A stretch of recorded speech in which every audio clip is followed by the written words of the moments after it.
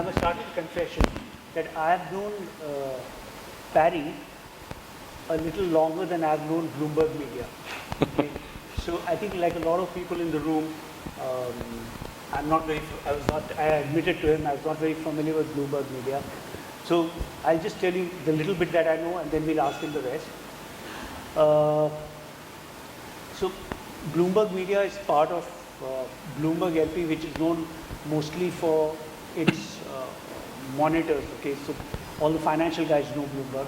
The company is about $10 billion, which Parry didn't tell me, because it's a privately held company owned by Michael Bloomberg. So the figures are not easily available, but apparently last year they crossed $10 billion in organic revenue, because of which many people, and I hope including Parry, got large bonuses. And that's how I saw a news item, and that's how I got to know that the main company is $10 billion and Bloomberg Media is a part of it. And so now I'm going to wait for Parry before we get down to what Bloomberg does on digital. Can you just give us a brief background on how Bloomberg started the media business in the first place? Yeah, I think, Bloomberg, now it's called Bloomberg Media Group, but essentially all of our media assets were started in the 90s, 80s, radio was in the 80s, but 90s for television, was started as a marketing arm of Bloomberg. It's really getting, Bloomberg had a lot of news, all financial and business news. How do you get it out there? And that time, Bloomberg was still growing. Michael Bloomberg's idea was to actually just get the brand out there and get the quality of the news out there. And that, it came out of a marketing budget of some kind, and then slowly it became so big that about 12 years ago, 11, 12 years ago, they decided to bring all the assets in one group and make a proper media company and actually run it like a media company, which profit is a motive and commercial success is a motive, which was not the case before. So in some ways, that was the kind of legacy of how it began. And now, to answer some of, kind of complete what you're saying, it's less, we were kind of late to the party here in India. So some of our competitors are kind of bigger here than we are, but almost everywhere else in the world, we're fairly dominant in the spaces we are in, and certainly in the business and finance space. And we're most multi-platform than anyone else is. So we got everything. So, the way in which Bloomberg Media began reminds me a bit of, not in quite the same way, but a precursor of Amazon Video in that sense. So it was a way of reminding people of the fact of the services that Bloomberg offered. That's how it began, right? Yeah, essentially that. Bloomberg is obviously it's a very dominant player in the financial, almost every financial institution, bank, or you need a Bloomberg. And you are based out of Hong Kong, and you look at all of Bloomberg's media business outside of the yes, outside the US. Yes, outside. So is there a lot of business outside of Asia and North America, or are these the two main ones? Oh no, Europe is huge. Middle East and Africa are hugely growing markets for us as well. So it's pretty global, and we are about 140 bureaus. I think we're the largest newsroom in the world. It's about 3,000 journalists. So really? it's fairly large. Okay, we are convinced. That's big. Okay. So who are your competitors in which context? So I think our competitors are different in different different platforms. In TV, I would say outside the US is CNBC, CNN, etc. all competitors of ours. Right. On magazines there are a different set of competitors, which is the magazine business. We own Business Week, yeah, so that's bought Business Week about 10 years back. 10 years back, and Business Week is among the largest business. For those who have ever read it, one of the largest business magazines in the world, much like The Economist, The Fortune. What kind of circulation does it have? Just curiosity.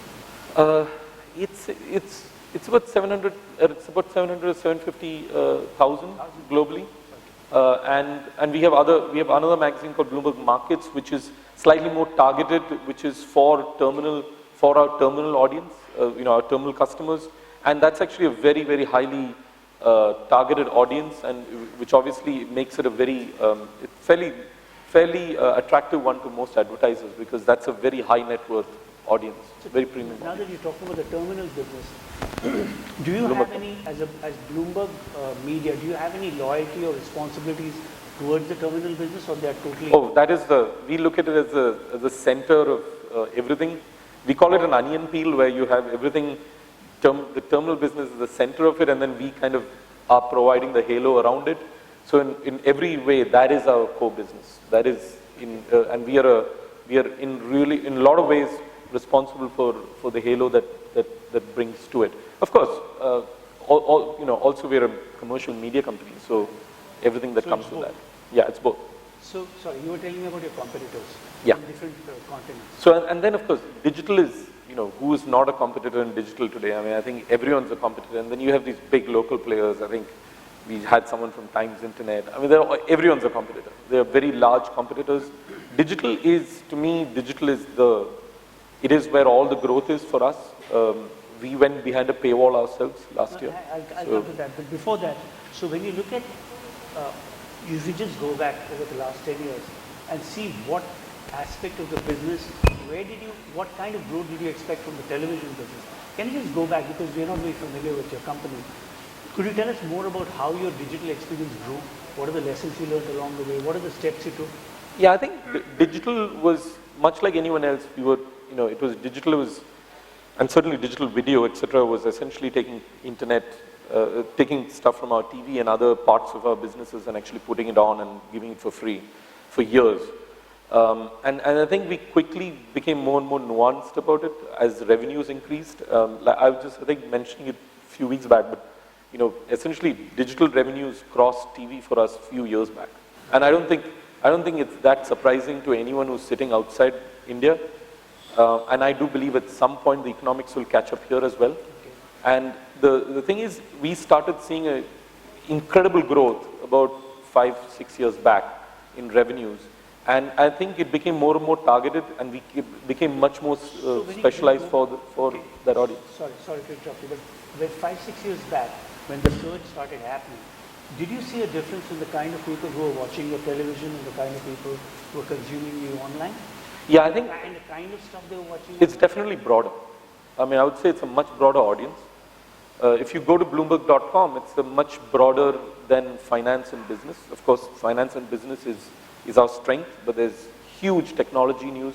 We got one of the largest technology teams in the world in San Francisco.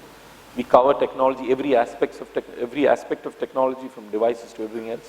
So it's much broader. So the audience is broader.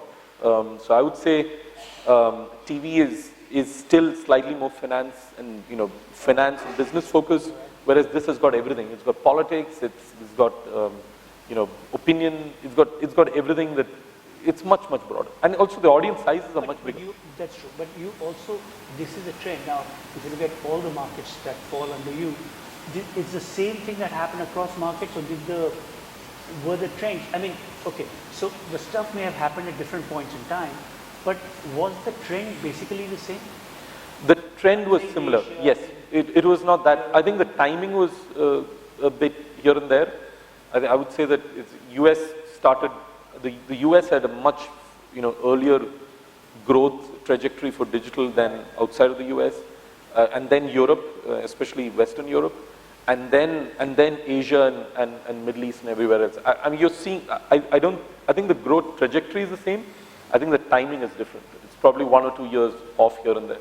And just asking, within Asia, is the interest in the kind of subjects online very different from between one country and another? It is. So So small example is Hong Kong or Singapore. Huge markets, by the way, for small cities compared to the size we have here, but comparatively smaller populations, but hugely engaged audiences. I mean, our numbers there are through the roof. And it is, in places like Hong Kong, it's more finance. And the demographic says that, because it's a financial hub. And so there's a little bit more of finance there. And other markets that are slightly more broader. So it does vary, your interest does vary. Even in India, I mean, we have a fairly significant audience in India as well, which is mostly for economics, more opinion, than pure finance. I mean, pure finance has its audience, but in a place like India, you see a slightly wider audience. you know, or wider interest?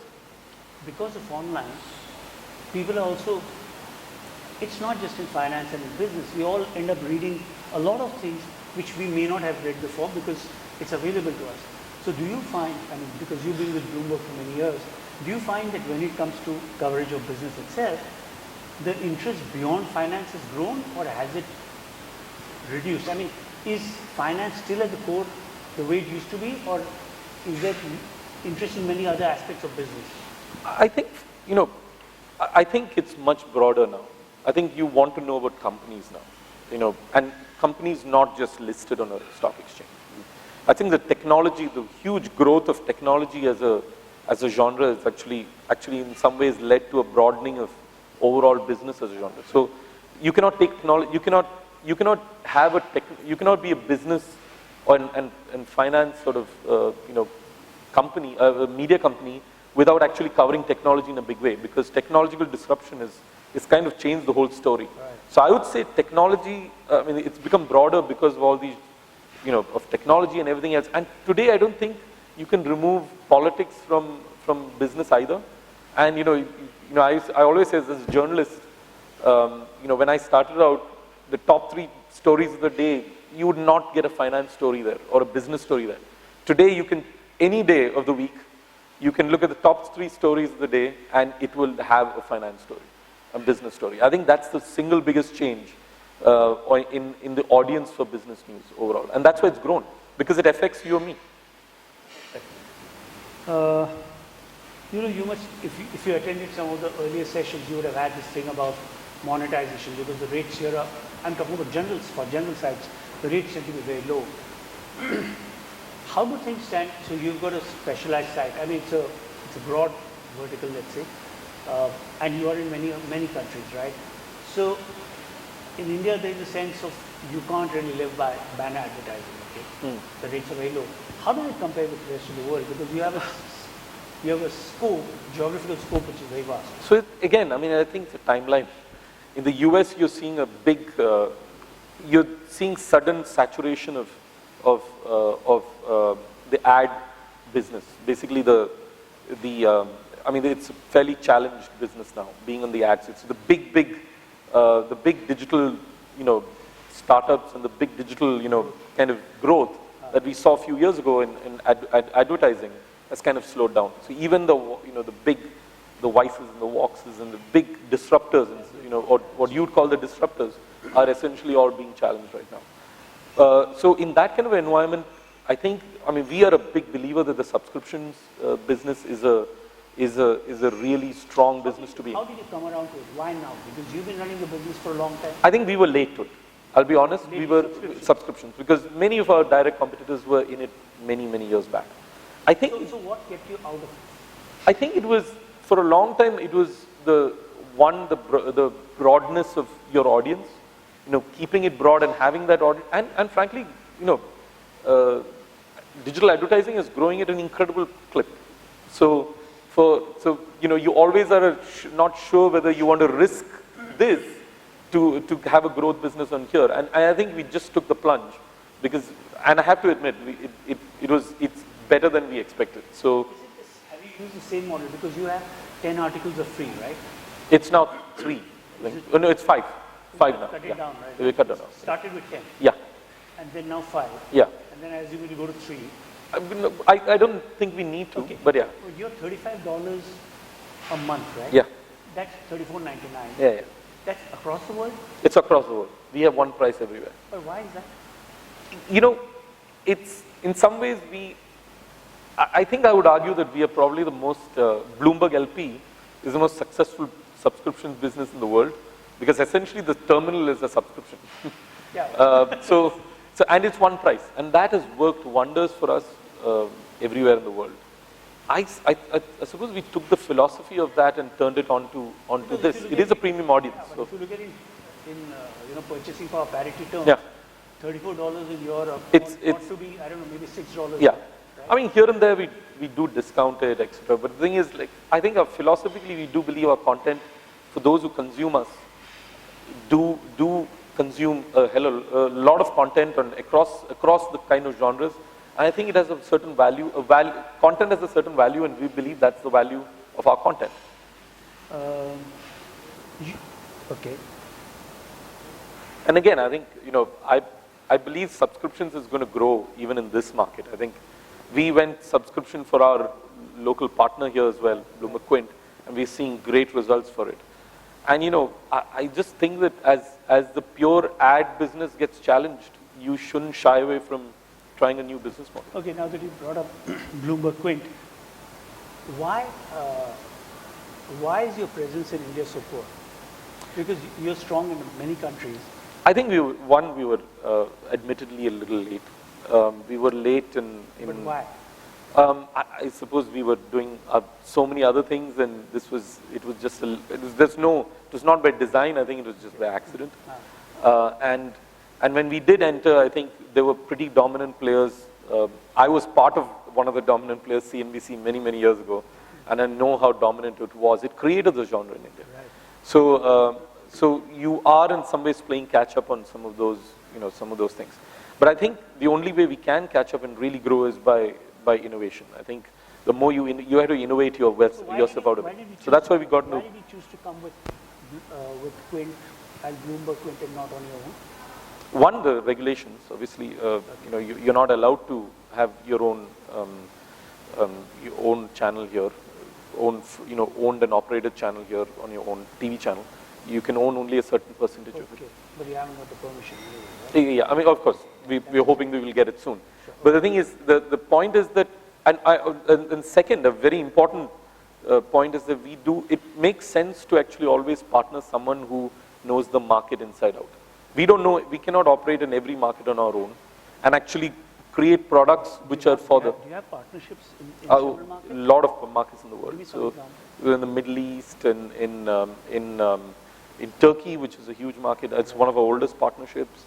And pretty much almost all the major markets we are pretty much in partnerships.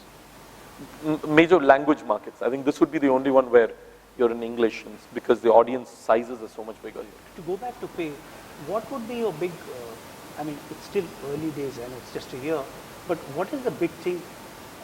You have a sense of if you go pay, this is what will happen, and then it happens in a certain way, right? If you compare what you imagine and the way it happened, what's the lesson from it? I think, if we go back, or if you had to do it different again, would you do anything different? No, I think we would probably not do it differently. I think the only thing with timing would have been slightly earlier. But apart from that, I think it was like a dream run for us. And I'm not saying this in complete plugging Bloomberg and doing it, because there are times when missteps happen, but in this case, it just everything. We had a date, we went for that date, and we actually launched it on that date, and we saw immediate growth. I think our biggest fear, as always, is always traffic coming down and everything. We had our dips, and then it went back up again. So most of our audience is a very engaged audience, because people who are consuming Bloomberg are consuming Bloomberg for a reason. It's investments, this, etc. Our audience is fairly engaged. Our average page views because of that is fairly significant. And that's because people who consume us actually consume a lot of it. But you also said that people come to you not just for finance, they also come for technology and other things. Yeah. So I mean, what I'm saying is even in that genre, the people who actually do consume us are pretty loyal consumers of, and they do consume a lot of us. And it's not just a general news site. So there's no news cycle that we have to follow. So if there's breaking news, a big plane crash, then people go to CNN, etc. But we don't have that kind of that cycle. So that kind of is in some ways a big advantage. And so we have a slightly more engaged audience, which in most cases now we have learned are ready to pay for our content. So that's a pleasant surprise. So you love them more than ever. We do. We always love our audience. Okay. You also, I must tell you, Bloomberg also owns TikTok. I mean, TIC. It's got Bloomberg TikTok. Not to be. How did the two names happen to come? So no, actually, what exactly is Bloomberg TikTok? So Bloomberg TikTok is our big OTT offering. This was the beginning of our OTT ventures. It started out. It's a year and a half old. We started out as a venture between us and Twitter. And we believe, and that comes from the idea that Twitter is really the largest news platform in the world. I mean, we believe that that's the platform for all breaking news. And we are one of the largest media companies. We, in a lot of ways, we bring the credibility and the verification, and the platform brings the speed. So how do you combine it and make something that actually is kind of the new age sort of network of social media? That's how the idea was.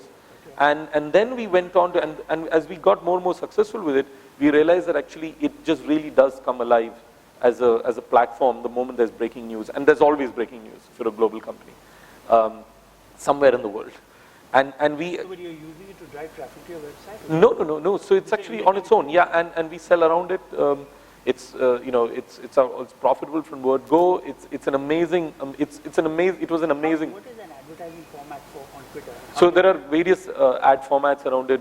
Obviously we continue to try and innovate on it, because the thing is, it's not like any other, so you're literally creating new tech around it, which is what we're doing. We are kind of trying to sort of, in some ways, sort of have a real technological edge around those things. It's still work in progress. I mean, it's not, we don't think it's... when you say success, why do you, on what basis do you say? Oh, it's financially successful, one, and audience-wise successful, because there's huge streams.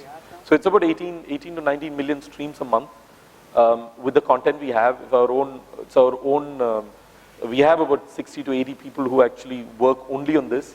And the biggest difference is that Bloomberg TikTok is a much wider audience, which is, it's general news. It's not just business but news. Then why would you want to reach a larger audience? Would they actually be interested in your Bloomberg.com? No, so it doesn't drive traffic back to Bloomberg.com. No, I know, but so then why are you trying to reach this audience? I think it's again, like, I think it's reaching an audience that actually gets more and more exposed to Bloomberg as a brand. And it's a younger audience. So it's a younger audience. I would say it's a different audience. It's one of the audience which has very little overlap with us, with the rest of our products.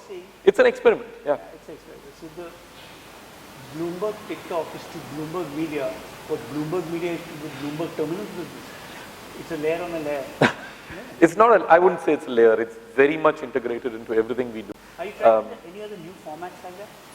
I think we're trying new things in OTT, because we're very bullish on that space, and having that brand, having a brand value that you already have, kind of trying to be kind of translating that into the OTT sort of space is kind of attractive to us, and it's growing. It's growing for us everywhere. So. Typically, when we use the term OTT, we mean that you have your own.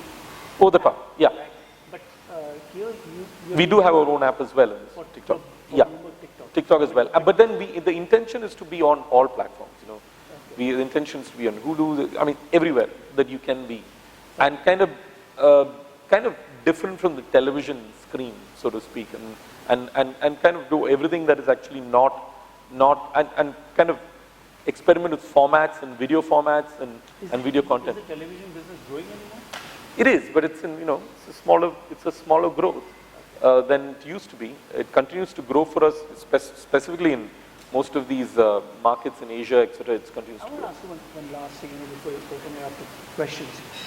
I mentioned it earlier, in the morning, that websites are using a lot of formats. That it's not enough, and I think Gautam Sinha of Time Within has made that point, that you have to use, you get a visitor, you use him or her, sell whatever else you can. Okay. No. Okay. So you are very big in events, right? Yeah. And Very. I read also that the events part of the business is growing very fast. Yeah. Right? So can you just tell us a little more about, and how does online help the events business?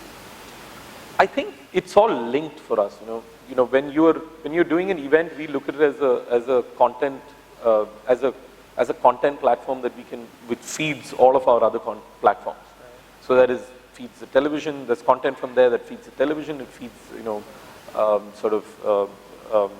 the digital businesses because we make stories out of it.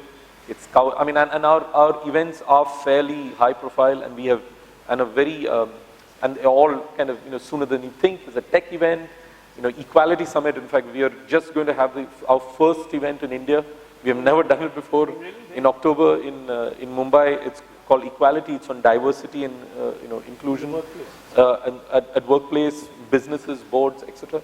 So I mean, our strength lies in the how diversity helps the diversity in business. So that's where our strengths lie. That's what we're doing. So it is these are real content creation platforms for us. So it obviously helps digital because of the content that comes with it. And of course, there's overlap in, there are advertisers who overlap across our platforms, and event is a really good overlap for all of our platforms. So if you're buying TV plus event, there's content that feeds that. If you're buying digital and, events, you kind of, there are feed points for that as well. So it kind of overlaps almost all of it touches all of our platforms. And if you can create a really good events business, I think there's still value to me. Mind you, it's a highly saturated market. There's an event a day, maybe 5 events a day in a city everywhere in the world. But if you can really crack that and you've got the brand value to be able to crack that, it's a highly fruitful, both for the brand as well as commercial. How many events does Bloomberg have? Oh, we do about 100 plus events all over the world. Really? So it's a huge business for us. And of course, Bloomberg LP does its own things. Sure. But it's, as a commercial model, it's actually hugely successful for us. Okay. We do a big event in China, every year. And also.